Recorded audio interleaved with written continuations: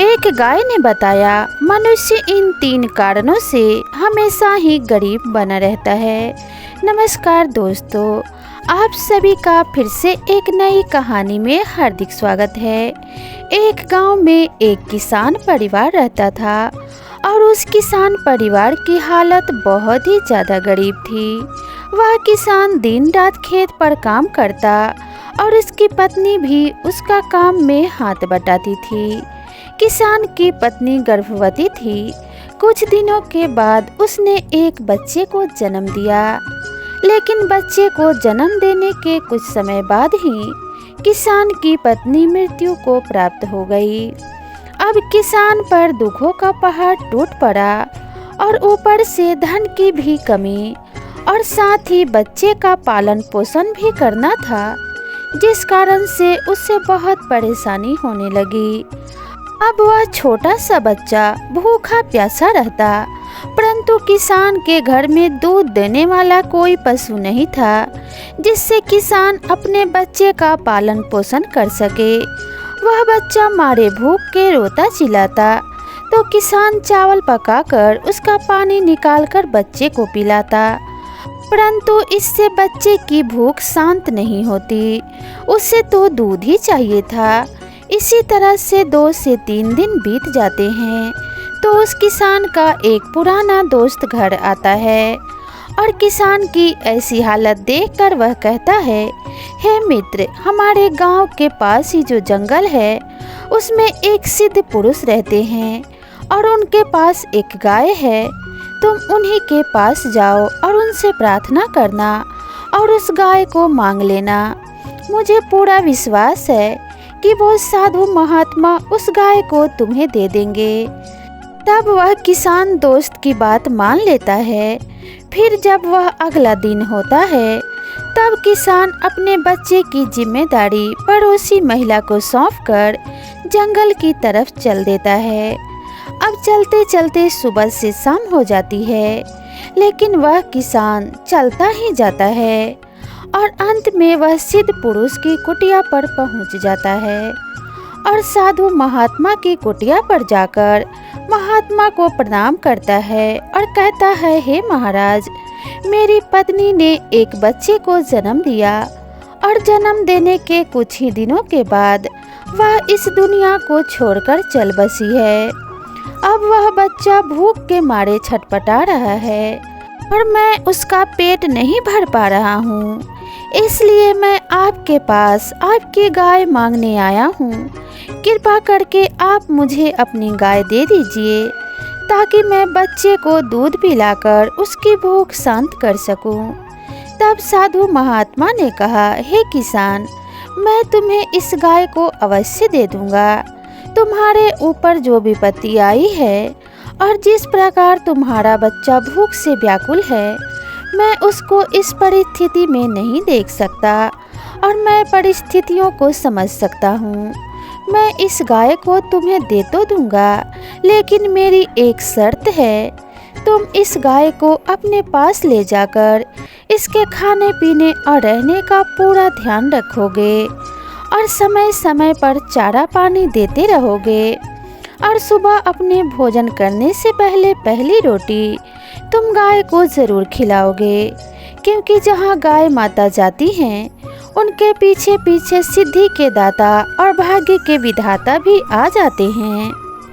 इस गाय को ले जाने के बाद तुम इसकी सेवा करोगे और अपने भोजन करने से पहले इसे रोजाना एक रोटी खिलाओगे और इसे साफ स्वच्छ रखोगे। तब तुम्हारे घर में धन की कोई कमी नहीं होगी। मेरी एक बात हमेशा याद रखना कि जब तुम्हारी ज़रूरतें पूरी हो जाए और तुम इस गाय का लाभ उठा लोगे तो यह गाय दूध देना बंद कर देगी। तब तुम इस गाय को मत छोड़ना, अन्यथा तुम फिर से दरिद्र हो जाओगे। इतनी बातें मेरी याद रखना। किसान ने कहा, हे महाराज, मैं इन सब बातों का ध्यान रखूंगा। आप मुझे यह बताइए कि आप इस गाय के बदले मुझसे क्या लेंगे। तब महात्मा ने कहा, मैं तुमसे कुछ नहीं लूँगा, मैं तुम्हें इस गाय को ऐसे ही प्रदान करता हूँ। मैं तुमसे कुछ लेकर क्या करूँगा? मैं एक सन्यासी हूँ और मुझे धन दौलत की कोई आवश्यकता नहीं है। यह बात सुनते ही किसान साधु महात्मा को प्रणाम करके उस गाय को लेकर अपने घर चला आता है और उस गाय को चारा पानी खिलाने के बाद दूध निकालकर अपने बच्चे को दूध पिलाता है। इसी प्रकार से रोज सुबह शाम गाय की खूब सेवा किया करता था। बड़े ही अच्छे तरीके से गाय को नहलाता और भोजन करने से पहले गाय को रोटी खिलाता। अब किसान का लड़का धीरे धीरे बड़ा होने लगा और साथ ही वह किसान भी उस गांव का सबसे धनवान आदमी बन गया था और इसी तरह किसान का जीवन बड़े ही अच्छे तरीके से गुजर रहा था। अगर किसी कारणवश किसान को कहीं दूर जाना पड़ता तो गाय की देखरेख की जिम्मेदारी अपने नौकरों को सौंप देता और कहता कि गाय को किसी भी प्रकार का कोई कष्ट नहीं होना चाहिए और मेरे आने तक तुम गाय की देखरेख करना। यह कहने के बाद किसान चला जाता और लौटकर आने के बाद फिर से गाय माता की सेवा में लग जाता।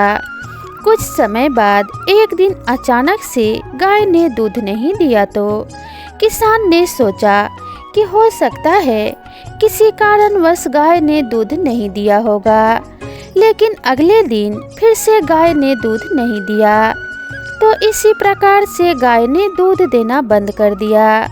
अब धीरे धीरे किसान का मन भी गाय की तरफ से हटने लगा। अब किसान ने गाय पर ध्यान देना बंद कर दिया। पहले तो वह गाय के पास आया करता, उसे चारा पानी खिलाया करता, लेकिन अब धीरे धीरे उसने गाय की तरफ देखना भी बंद कर दिया। गाय को नौकरों ने चारा खिलाया है या नहीं, पानी पिलाया है या नहीं, या फिर गाय कैसी है, इस बात से किसान का कोई मतलब नहीं था। उसके इस व्यवहार के कारण वह गाय बहुत ही कमजोर हो जाती है। अब उस किसान ने गाय को रोटी देना भी बंद कर दिया।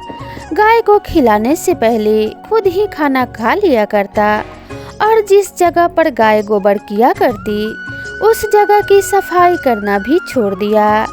इस तरह गाय के आसपास गोबर और मूत्र इकट्ठा होने के कारण कीड़े पनपने लगे और गाय खुद बेचारी भूखी प्यासी बहुत ही कमजोर हो गई। एक दिन किसान ने उस गाय के पास आकर देखा और गाय को देखकर बहुत ही क्रोधित हो गया और उस गाय को खूंटे से खोलकर सीधे जंगल की तरफ लेकर चला गया और जंगल में ले जाकर छोड़ दिया। इसके बाद वह किसान घर आया तो उसने देखा कि उसका बेटा अचानक बीमार पड़ गया।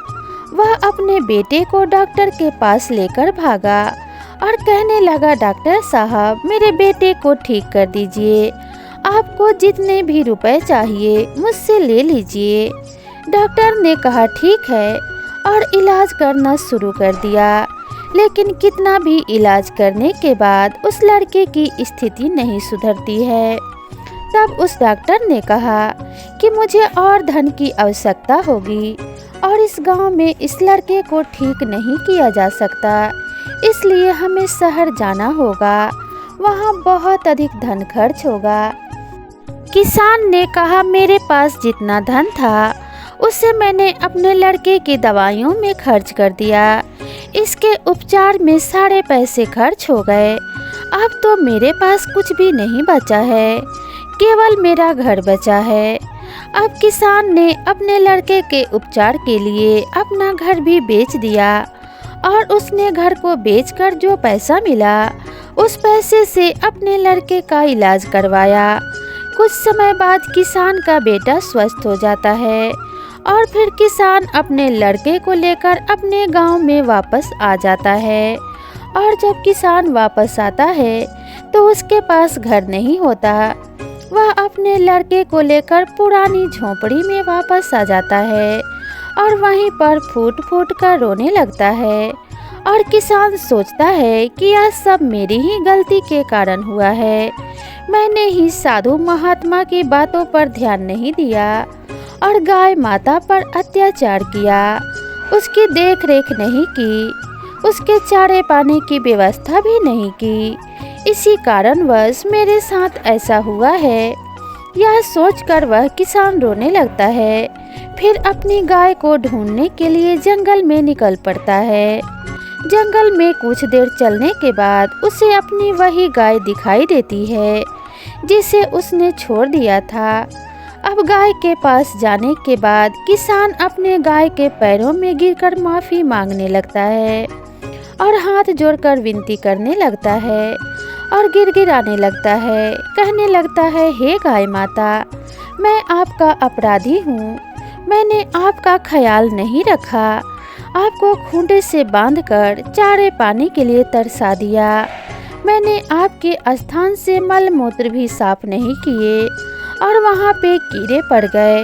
मेरी ही गलती के कारण अब बहुत कमज़ोर हो गई हैं। हे गौ माता, आप मुझे माफ़ कर दीजिए, मेरे साथ वापस मेरे घर चलिए। तब गाय माता ने कहा कि हे किसान, अगर ऐसी बात है और तुम्हें तुम्हारी गलती पर पश्चाताप हो रहा है तो तुम मेरी हमेशा 3 बातें याद रखना। मैं तुम्हें ऐसी 3 बातें बताती हूँ जिन्हें तुम हमेशा याद रखोगे तो तुम्हारे ज़िंदगी में कभी धन की कमी नहीं होगी और तुम अपने जीवन में हमेशा उन्नति करोगे और आगे की तरफ बढ़ते रहोगे। मेरी पहली बात सुनो, अपने दोस्त और अन्य किसी व्यक्ति के साथ छल मत करना, क्योंकि जो व्यक्ति अपने मित्र और किसी अन्य व्यक्ति के साथ छल करता है, जो आदमी धोखा करता है, वह जिंदगी में कभी सुखी नहीं रह सकता और जीवन भर दुखी ही रहता है। और जो किसी का पेट काट कर खाता है, वह जीवन भर भूखा ही रहता है, वह खुद का पेट भी नहीं भर पाता। मेरी दूसरी बात सुनो, अपने धन पर, अपने आप पर और अपनी बुद्धि पर कभी भी घमंड नहीं करना चाहिए। अपने धन, बुद्धि और खुद पर घमंड करने वाले व्यक्ति में अहंकार और बहुत सारे विकार आ जाते हैं जो उसके एक दिन विनाश का कारण बनते हैं और इसी के कारण उस व्यक्ति का पतन हो जाता है। हे किसान, समय कभी एक जैसा नहीं रहता, वक्त हमेशा बदलते रहता है।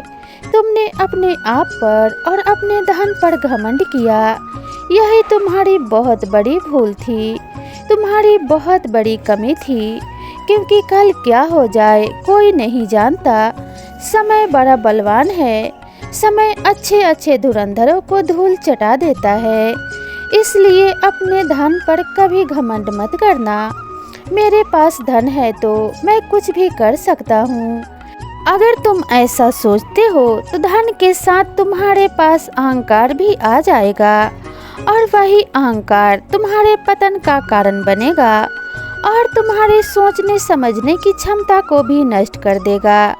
मेरी तीसरी बात सुनो, अपने घर की कोई भी सलाह किसी बाहरी व्यक्ति से नहीं लेना चाहिए। अगर आपके घर में बड़े बुजुर्ग जैसे आपके माता पिता मौजूद हैं तो उनकी मौजूदगी में उन्हें नज़रअंदाज ना करें और किसी और से सलाह ना लें। अगर आप किसी और से सलाह लेते हैं तो भी आपका काम सफल नहीं होगा। वह व्यक्ति अपने काम को बढ़ाने के बजाय अपने काम को बिगाड़ने में लगा रहेगा और आपको सही राय नहीं देगा। इसलिए अपने बड़ों और अपने माता पिता से किसी भी कार्य के बारे में ज़रूर राय लें। इन तीनों बातों पर अमल करोगे तो अपने जीवन में सदा उन्नति करते रहोगे। किसान ने गौ माता की सारी बातों को बड़े ही ध्यान से सुना और कहा, मैं आपकी सारी बातें मानूंगा, लेकिन कृपा करके आप मेरे साथ चलिए। तब गौ माता ने किसान को क्षमा कर दिया और क्षमा करके उस किसान के साथ उसके घर चली गई। अब किसान घर जाकर फिर से गौ माता की खूब सेवा करने लगा और इस तरह गाय माता फिर से अच्छी हो गई और किसान का घर फिर से धीरे धीरे धन्य धान्य से भरने लगा। वह किसान फिर से धनवान हो गया और उसके घर फिर से रौनक लौट आती है। कभी भी गौ माता को अपना जूठा नहीं खिलाना चाहिए, इससे घर में बरकत नहीं होती है।